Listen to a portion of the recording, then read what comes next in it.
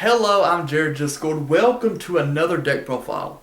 On this episode, we're going to be doing the Superancient Deepsea King Coelacanth deck, or the Fish combo. This is one of my favorite decks I've been playing lately. I've never really been big into combo decks, but I really like this deck that can summon out a lot of cool monsters. A lot of my favorite monsters are in this deck, and allows me just to kind of go in on the first turn. So without any further ado, let's get started. This isn't really an archetypal deck, so with this, I'll just be talking about all the monsters, all the spells, and then I'll be going to the budget options before doing probably a replay. So let's get into it. Okay, first we play 3 Superancient Deepsea King Coelacanth. I'll probably just call him King Coelacanth from now on. Once per turn, you can discard a card and special as many level 4 or lower fish monsters from possible as your deck, but they can't attack and their effects are negated. It also has a very unique effect where if it's targeted by an effect, you can tribute one other fish type monster, negate the effect, and destroy it. He's the main playmaker. He works swimmingly along with lifeless leaf fish, which we'll get to in a moment. This interplay along with like a resurrection spell is like the main point of the deck. But yes, you don't like. It's not once per turn. This card is insane if you think about it. It's not once per turn. You can swarm out like 4 fish. Like level 4 fish, you can go for synchros, exceed, you can go for length. It's fucking ridiculous. There's no limitation to this card. It is great. On to the other monsters, we play 2 Royal Swamp Eels. It's literally just like a level 4 fish. It has a limitation effect, but it's negated, but it doesn't really matter. We play 3 Lifeless Leaf Fish. When it's summoned, you can send 1 fish from your deck to the graveyard, so you send King Coelacanth. And then from there, you can banish it, shuffle 3 fish monsters back into your deck, and then draw a card. So, if you detach it from material or use it for synchro summons, you get the extra plus. It's a very, very good card. It's also, I don't know how much it is currently, but it should be very cheap because this deck's very under the radar, but it can do very strong things. We play 3 White Stingray. You can discard 1 water monster to special summon it, and if it's brought back from the graveyard, you can become a tuner, which it's okay. It's mostly just to swarm out monsters in the field. Most of the deck is like that. We play 3 Tin Goldfish. If it's normal summon, you can special a level 4 monster. We play 3 Summoner Monk. This one's a very important one in the deck because you can discard any spell which you play 16 of, and then special summon any fish. So you can discard that. You can discard a spell card, special summon Lifeless Leaf Fish, send King Coelacanth, overlay into Dugaris to Timeless. Use the effect of Coelacanth, and then you're off to the races. Oh, jeez. We play 3 Silent Anglers. If you control a water monster, you can special summon it, but you can't special summon monsters from the rest of your hand for the rest of the turn. That really only conflicts with White Stingray, so it's not a big deal. So we play 3 of it. We play 2 Oyster Monster. He's really just for King Coelacanth. You can get tokens out of that. You can summon Link Spider. He can also be used as synchro material to summon into White or a Monoceros. So as an option, he's cool. So he's played 2 of them. And then another playmaker of the deck, we play 3 Beautiful Princess. You can summon Beautiful Princess, special summon Lifeless Leaf Fish. If you have another level 4 like White Stingray or Silent Angler, overlay Dugaris and bring out King Coelacanth. That is the play of the deck. Just get King Coelacanth out as quick as possible and then swarm the field with him. On to the spells, we play 1 for 1. Most repetitive fucking name.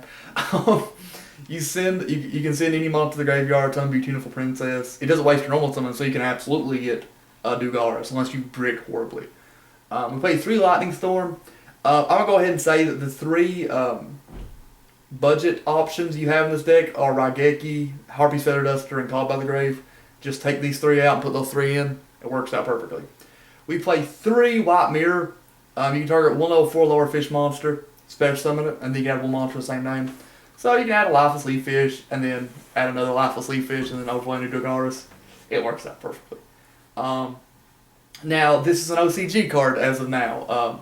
Cards I would probably recommend to replace it with, I would probably just throw in generic removal. I would probably throw in stuff like maybe like Twin Twisters, again, budget option.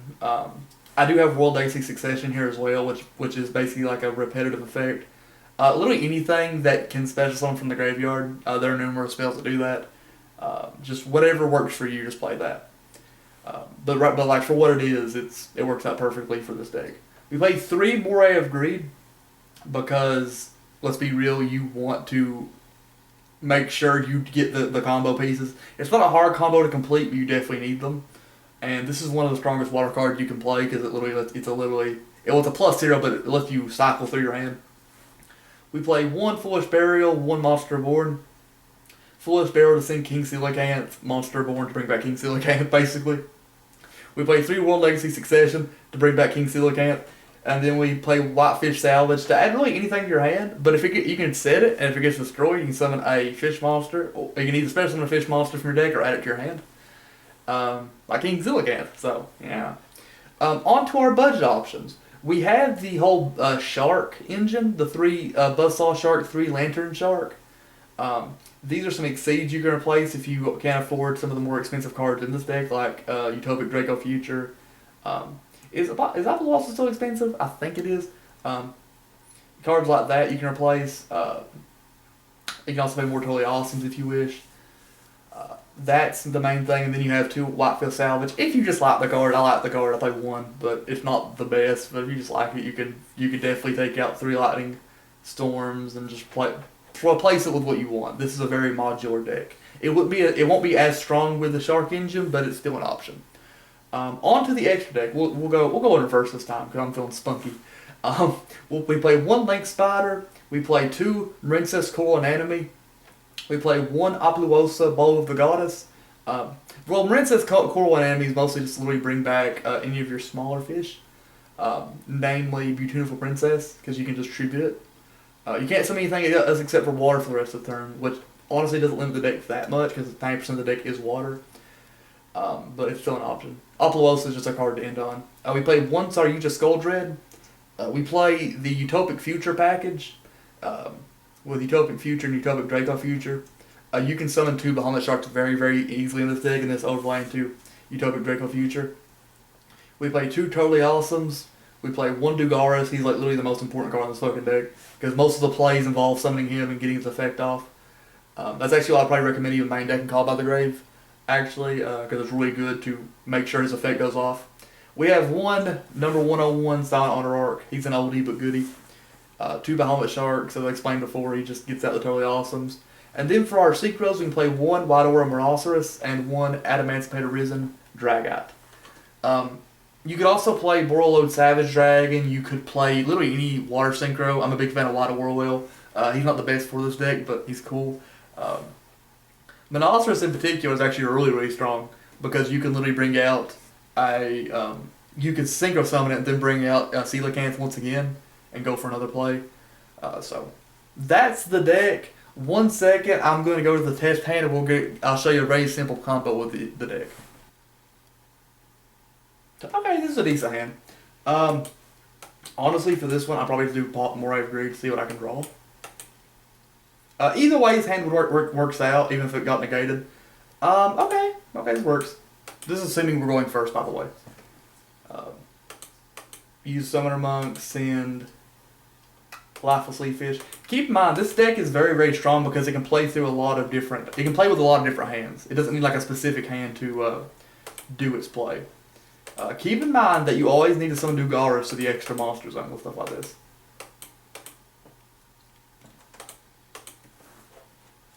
You always use the graveyard effect.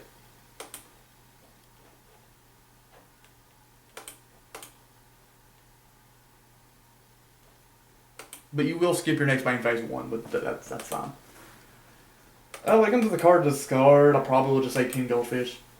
Because realistically, I can use Silent Angler later on in this turn. Monster to summon this one, this one, this one. Again, it's kind of irrelevant what monsters you do summon. I would recommend at least trying to get it off Moroceros at least once. Which I'm going to try to do right now, actually.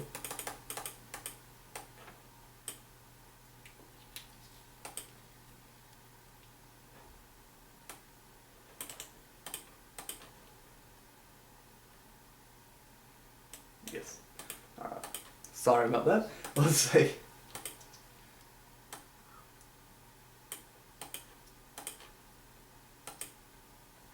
We got that effect off. When we use 4 materials, we get to draw 4 cards and then shuffle 3 back. Honestly, I'll probably just keep. Yeah. Doesn't really matter what order there are, just for example. I'm going to immediately Synchro Summon into Monoceros. I just put them over here for no particular reason. I'll show Special Summon another Superancient Deepsea King Coelacanth. It's also Coelacanth, keep in mind with that. This is actually probably one of the longest replay segments I've actually done on this channel. You get my oyster token really nice and thick, nice wholesome 100 attack, or 300 attack, sorry. Oh yeah, we're going in. Oh baby.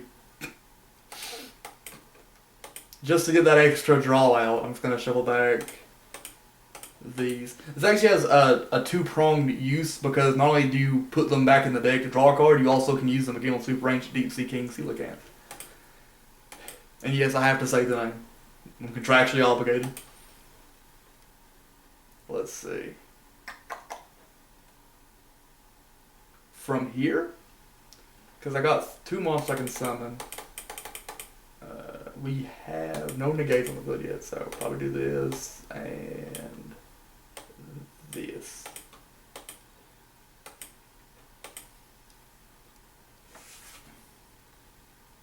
Yeah.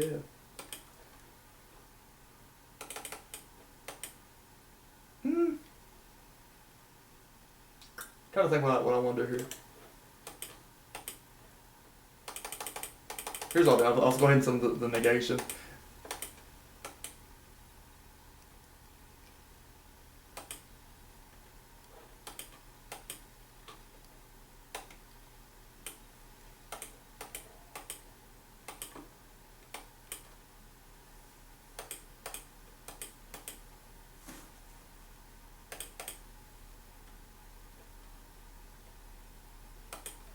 Nope.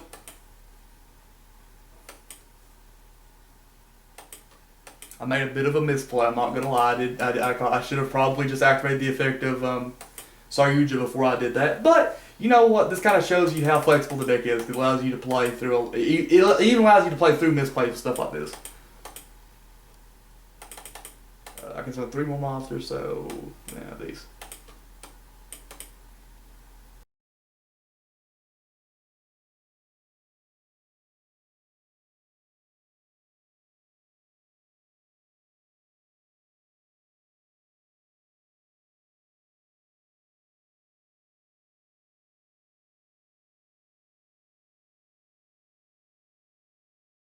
Okay, this is not the absolute pinnacle field you can do. I did make a bit of a misplay. Even with a misplay, this is a very, very good opening hand, because you have 4 monster negates, a spell slash trap negate, and then an Omni negate with totally awesome. Along with that, you also have Oyster Monster, who's the most important member of the team. So, with that being said, this is my deck profile. If you guys have any constructive criticism to say, put it in the comment section below. I'd love to hear it. If you guys want to try this deck out yourself, please tell me how it goes. I'd love to hear that as well. Otherwise, I'm Jared Disco, and I hope you guys have a great day. Bye.